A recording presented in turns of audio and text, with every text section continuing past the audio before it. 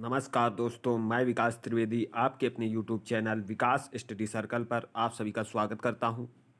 दोस्तों, हिस्ट्री की क्लास में हम लोग बहमनी साम्राज्य से स्वतंत्र होने वाले राज्यों के बारे में जानकारी प्राप्त कर रहे थे, जिसमें हम लोगों ने बहमनी साम्राज्य से स्वतंत्र होने वाले राज्य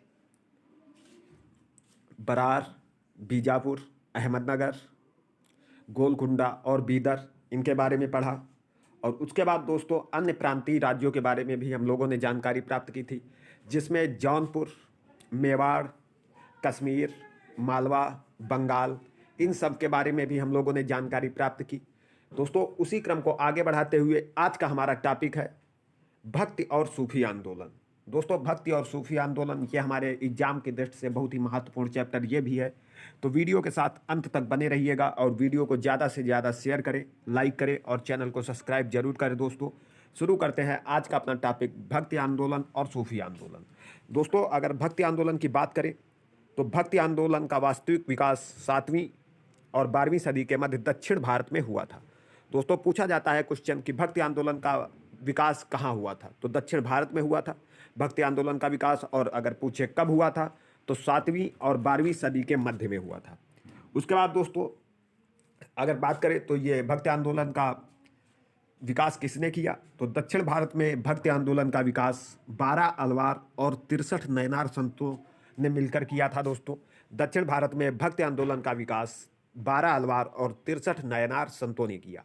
उसके बाद आगे देखते हैं कि भक्ति आंदोलन को दक्षिण भारत से उत्तर भारत लाने का श्रेय किसे जाता है, तो रामानंद को जाता है।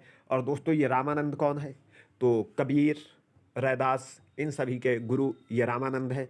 और भक्ति आंदोलन को दक्षिण भारत से उत्तर भारत लाने का श्रेय रामानंद को जाता है। और दोस्तों, ये मोस्ट इंपॉर्टेंट क्वेश्चन है कि भक्ति आंदोलन को दक्षिण भारत से उत्तर भारत लाने का श्रेय किसको जाता है, तो रामानंद हमारा राइट आंसर हो जाएगा। उसके बाद आगे देखते हैं दोस्तों रामानंद के बारे में। रामानंद का दोस्तों जन्म 1299 ईस्वी में प्रयाग में हुआ था और इनकी दोस्तों प्रारंभिक शिक्षा भी प्रयाग और वाराणसी में हुई थी। और इन्होंने दोस्तों राम एवं सीता की आराधना को समाज के समक्ष रखा था। रामानंद दोस्तों इन्होंने राम एवं सीता की आराधना को समाज के समक्ष रखा था। और इनके प्रमुख शिष्यों की अगर हम बात करें तो इनके प्रमुख शिष्यों में पद्मावती और सुरसरी ये दो महिलाएं थी। पद्मावती और सुरसरी ये दो महिलाएं थी रामानंद के शिष्यों में। और अगर उसके बाद हम बात करें रामानंद के शिष्य कबीर जो जुलाहा जाति के थे और रैदास ये दोस्तों हरिजन जाति के थे।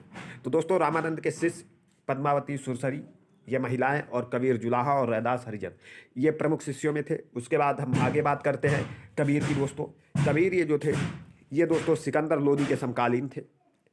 दोस्तों, ये सिकंदर लोदी के समकालीन थे। और दोस्तों इनका जन्म जो है कबीर का, इसके बारे में बहुत सी अवधारणाएं हैं।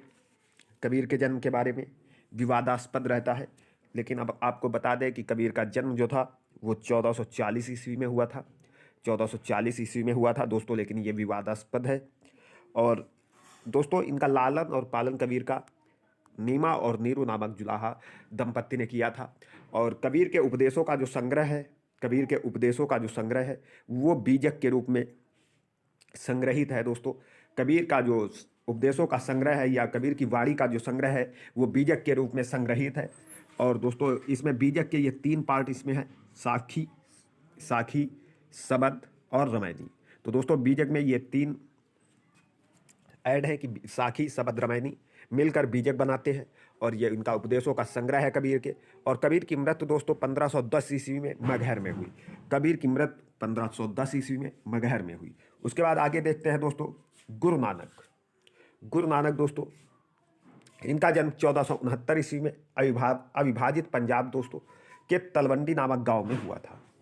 दोस्तों गुरु नानक का जन्म 1469 ईस्वी में दोस्तों बहुत पूछा जाता है ये सब कि गुरु नानक का जन्म कब हुआ, तो 1469 ईस्वी में अविभाजित पंजाब के तलवंडी नामक गांव में हुआ था। और दोस्तों अगर वर्तमान की बात करें तो ये तलवंडी ननकाना साहिब कहलाता है। ननकाना साहिब कहलाता है ये तलवंडी। और गुरु नानक की माता का नाम तृप्ता देवी, पिता का नाम कालूराम था। गुरु नानक की माता का नाम तृप्ता देवी और पिता का नाम कालूराम था। और दोस्तों गुरु नानक को कालीबेन नदी के किनारे ज्ञान प्राप्त हुआ था। दोस्तों मोस्ट इंपॉर्टेंट है कि गुरु नानक को किस नदी के किनारे ज्ञान प्राप्त हुआ था, तो कालीबेन नदी के किनारे गुरु नानक को ज्ञान प्राप्त हुआ था। और गुरु नानक ने दोस्तों सिख धर्म की स्थापना की और अपना उत्तराधिकारी गुरु अंगद को बनाया था। दोस्तों गुरु नानक ने अपना उत्तराधिकारी गुरु अंगद को बनाया था और गुरु नानक ने सिख धर्म की स्थापना की। उसके बाद आगे देखते हैं, गुरु नानक की मृत्यु दोस्तों 1538 ईस्वी में करतारपुर में हुई थी। गुरु नानक की मृत्यु 1538 ईस्वी में करतारपुर में हुई थी। उसके बाद आगे दोस्तों गोस्वामी तुलसीदास, इनका जन्म 1532 ईस्वी में बांदा उत्तर प्रदेश में हुआ था। दोस्तों इनसे क्वेश्चन सबसे ज़्यादा ये पूछा जाता है यूपी स्पेशल में कि ये तुलसीदास जी का जन्म कहाँ हुआ था, तो बांदा उत्तर प्रदेश में 1532 ईस्वी में इनका जन्म हुआ था। और इन्होंने दोस्तों रामचरितमानस की रचना की। रामचरितमानस की रचना किसने की, तो गोस्वामी तुलसीदास ने की। और इनकी प्रमुख रचनाएं हमने आपको कई बार बताई हैं, कवितावली, दोहावली, विनय पत्रिका, जानकी मंगल और दोस्तों रामलला नहछू, ये सभी इनकी प्रमुख रचनाएं हैं। तो दोस्तों इनकी रचनाएं क्या हैं, कवितावली, दोहावली, विनय पत्रिका, जानकी मंगल, और इन्होंने दोस्तों रामचरितमानस की भी रचना की है। और इन यहाँ से दोस्तों केवल सबसे मोस्ट इम्पॉर्टेंट है कि तुलसीदास जी का जन्म बांदा उत्तर प्रदेश में 1532 ईस्वी में हुआ था। दोस्तों यह मुगल शासक अकबर और मेवाड़ शासक राणा प्रताप के समकालीन थे। दोस्तों ये जो गोस्वामी तुलसीदास थे, ये मुगल शासक अकबर और मेवाड़ के शासक राणा प्रताप के समकालीन थे। और गोस्वामी तुलसीदास जी की मृत्यु 1623 ईस्वी में हुई थी।